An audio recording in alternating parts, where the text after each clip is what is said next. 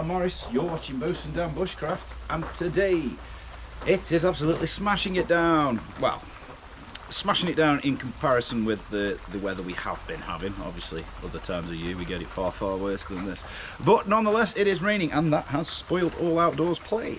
So I am in the archery shelter, and today what I'm going to do is that other trap that I was waffling on about with the last video when I said about the figure 4 deadfall. There is another version of it that's quite similar, but it is rumoured to have a much more sensitive trigger. Now, as I did say in the last video, I personally don't find a problem with the figure 4 deadfall trigger.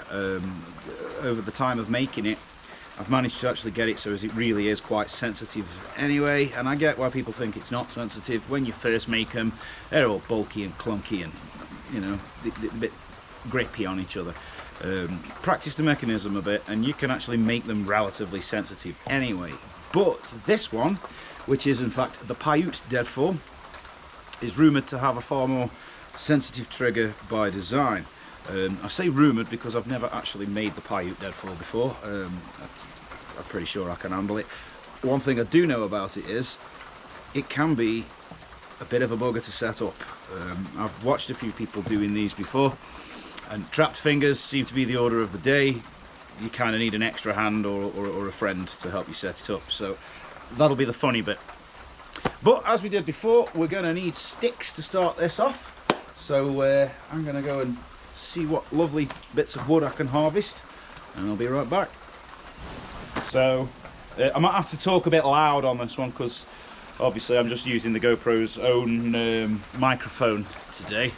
For two reasons. I have other options, but they always seem to focus in on the ambient noise, and today the ambient noise is rain on the roof, so you never know how it's going to come out when you get to editing. So if it does sound like I'm yelling at you, I'm trying to make sure you can hear me over the rain on this tin roof. Anyway, the stick I've gone for is a lovely piece of rowan tree or mountain ash, which I know that just whipping a great big stick off a rowan tree when it's mid-grow season probably seems a bit harsh just to demonstrate a trap. But the good news is, for the rowan tree, I will be keeping this trap mechanism after I've made it, so it's not going to just get thrown in a hedge.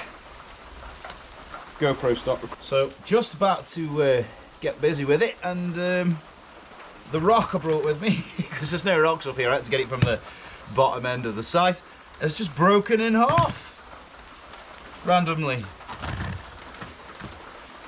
I think I'd struggle with that one to fully emphasize what I'm trying to show you. I may have to go and hunt down another rock. Damn it. Right then. So, having treated myself to a nice new rock, it's unfortunately now not the same rock as last time, we may begin. So, as before, we're going to need 3 sticks. Although this time the sticks are in a slightly different arrangement. So, you're going to want your base stick and then a lever stick. So your base stick only needs to be, I don't know, not more than half the height that your rock is, really, realistically, for this.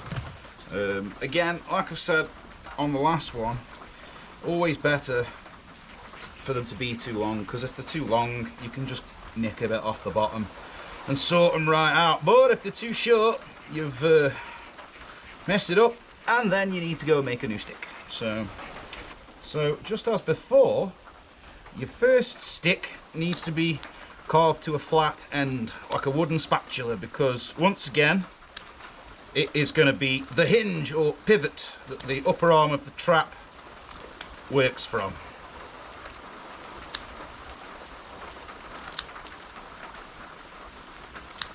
So there we have our flat spatula end again. That's going to go to the ground, and the next stick's going to pivot off that. So we need to get a rough measure of what sort of length we want that second stick to be. And this is the challenge because everything's going to be moving. Yeah, so for me, I don't know if you can see this, for my trap, probably about that long will do. All of this is modifiable as well. If you're ever in the field and you've made this trap and it doesn't match your rock whatsoever, you need a larger one or a smaller rock, just go find another rock. If you've got no adjustment left on your sticks, because you can make these as small as you want, depends on what you want to catch. So I'll just cut that off there. So now, I don't know if you can see, is this front screen again? Let's just put you a bit lower so we know for definite we can see what I'm faffing with here.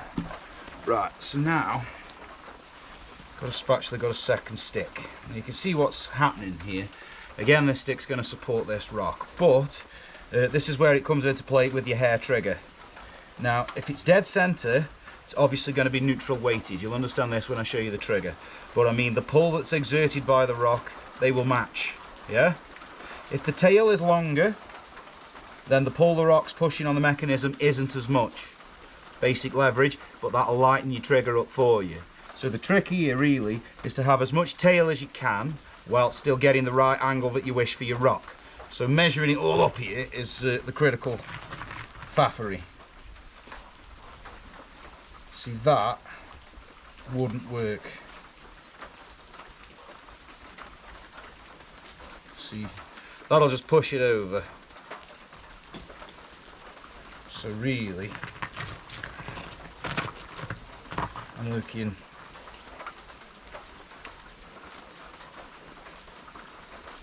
that might do it. So I'm just going to put the hinge groove in for where it's going to sit on my first pivot stick. Like I say, I've not actually made one of these before, so this might come with a bit of wigglery and faffery for me to get it exactly how I like it. We'll get there. So I've got my little pivoting groove. Now what I'm going to do is I'm just going to make a groove all the way around here. There's string involved in this one, so what I want is somewhere for the string to be able to grip so as it doesn't slip off the end of my stick. I'm going to do it on the longer end.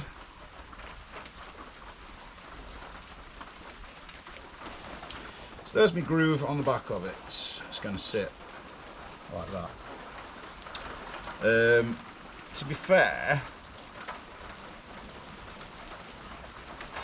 your groove doesn't really need to be much deeper than the bark, to be honest with you. So anyway, there's one more piece of stick I'm going to need. Well, two more actually, but one that's more immediate than the other. So what I'm going to do first, for this one, this is going to be your actual trigger piece. So I'm just going to split this stick down the middle, or as close to it as you can get, really. He says that's perfect in the middle there, but never mind. Lovely.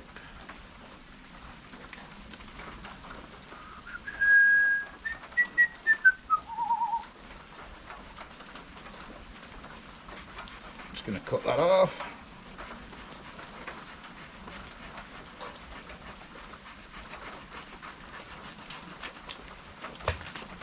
And clean the bark off it. That'll make it work a bit smoother later on.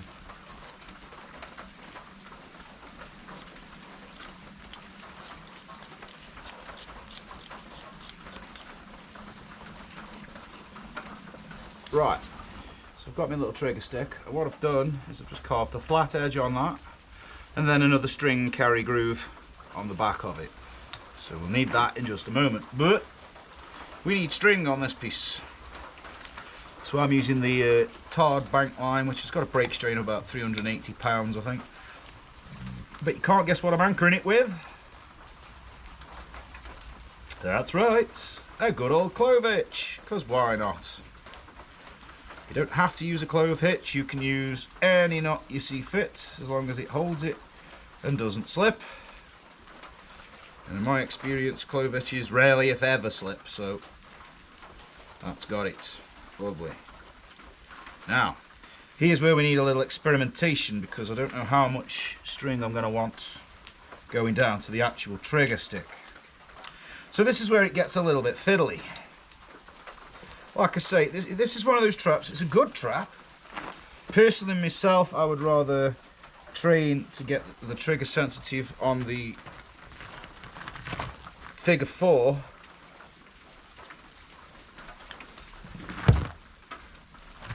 and use that. It's just easier to make. Right, so I'm going to want the trigger somewhere around there. Let's test that. Will that hold?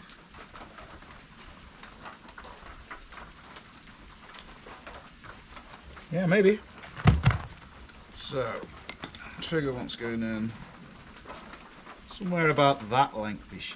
Like I say, this will be different for all of your traps because it depends on exactly what you're using. And obviously in bushcraft, when we're out in nature, the things that we find to use, they're never going to be the same. I'm not going to cut these tails off yet, just because I don't know if any of this is accurate or if it's right, if it's going to work or not. Like I say, this is a real tricky trap to set up, unfortunately, but let's have a go. That needs to be like that. I'll explain all this in a minute, I'm just experimenting.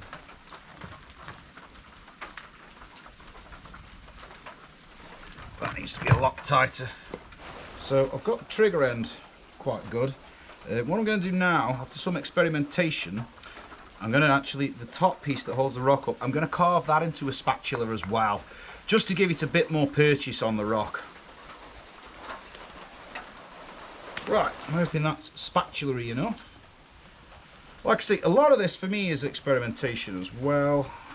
That's not level at all.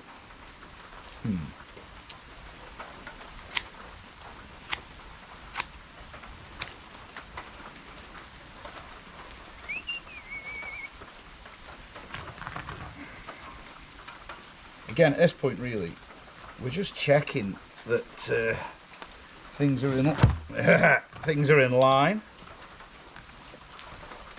And I told you this is tricky.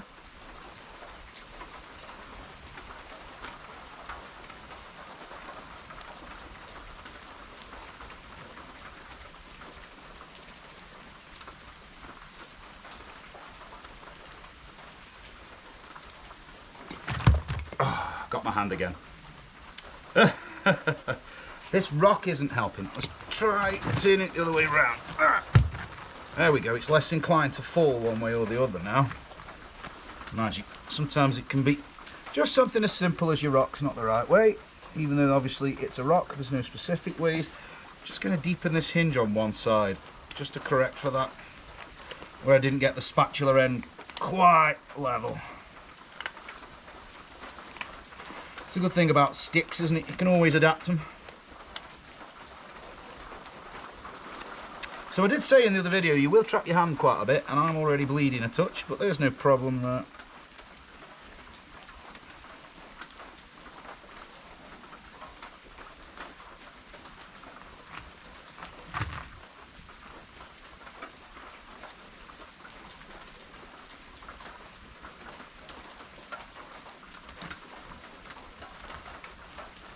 That's it. The whole thing does still want to shift one way. How can we stop that?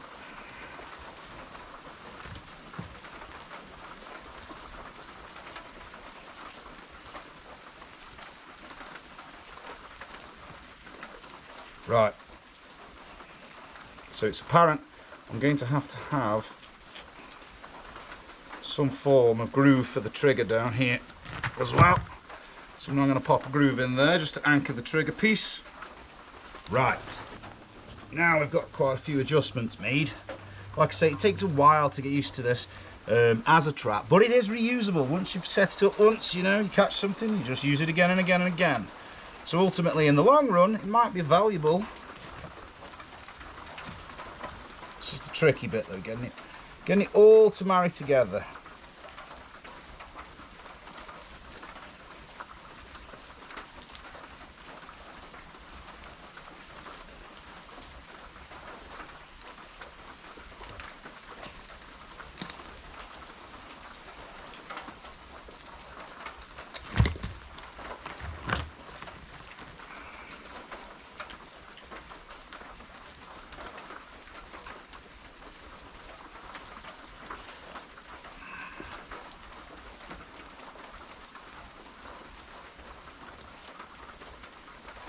Okay then, so we've got it set up, and you can see if I move around it. So your last stick is your bait stick, and it goes there. Now I appreciate this isn't the neatest way. If you look at it from the back, you'd want a wider rock, you know, it'd have to be in the right place to get the kill. I'm just showing you how it works though. Realistically, I'd want it more central on the rock. Now this is a great trap, but really it's a better trap if there's a couple of you to set it up, because it's a right fiddle to get it to go up. I'll be honest with you, it isn't easy, but your trigger stick is there. That's your bait stick as well. You put your bait on that. Now you see how this toggle, it's much longer one way, so it's reducing leverage, it's reducing the pressure on that shaft. And it also, because the longer this lever is, the less weight there is and the more sensitive that trigger is. Yeah, and you can play and adapt all of that as you need to. Basically, this is another one, just like the other one, the figure 4. This is another one where I'd say the more you play with it, the better you'll get, and the better you'll get at making mechanisms. And again, as I said earlier, this is literally the first time that I've ever built this thing, and I'm happy because it's worked first attempt. And I'm not saying it's perfect, I'm not saying yours should be an exact copy. Different circumstances, you know, are gonna dictate different ways of doing it. So by all means, go and have a look at other people's Paiute deadfalls, see how they've done it. Come here, camera stand, see how they've done it, and just get your own version made and play with it a bit. Right guys, this is a tricky one to get in the shop. I need something that's not my finger, that's also very delicate and light, so I'm not having to put a load of pressure on it. Now that should realistically be really sensitive because we're right at the end of the trigger stick. So it shouldn't take too much interference on that to get it to go. So let's see. Ooh, just bending the stick a little there, Luke. And we've got stick for tea. Hey! Now, I know I was doing a bit of wiggling, but this stick is literally fragile. Oh, well, it's fresh in the middle, but it's very fragile. So I really wasn't messing with that too firmly. But, and this is where, just like the figure 4, these traps are very adaptable. And the more you make them, the better you're going to get at making them. Because you see how on my actual trigger release, my bait stick, it's got quite a sharp pointy end. Well, if we do away with that, round that end up more, make it more blunt, that should make it even more sensitive still. It should make it even easier to knock out from the lever stick that's holding it. I don't know, I'm just giving these things names, I'm just making them up as we go. Right, so after 4 failed attempts and then one that went really smooth, we've got it reset. Sorry about that, it's a bit wiggly. There it is, set back up. Now, what I've done is I've rounded the end of my trigger stick, yeah, and put it right at the very edge there to make it more of a hair trigger. Like I say, this does take some getting used to. This is only the second time I've set the thing. It's took me 3 or 4 failed attempts. It is possible though. It's a bit of an art of balance sort of deal. Get the balance right and everything else just sort of falls into place. So firstly, this is a very small stick. I'm just going to drop it on it and see if that's enough. Oh, well it was. And that was literally just that falling on it and the whole thing collapses. So in conclusion,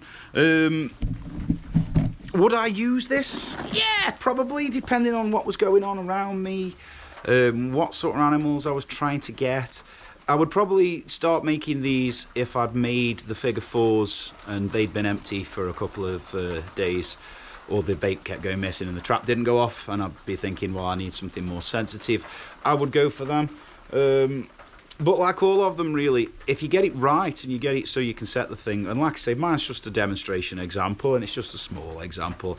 You guys can play about with the physics of it as much as you like.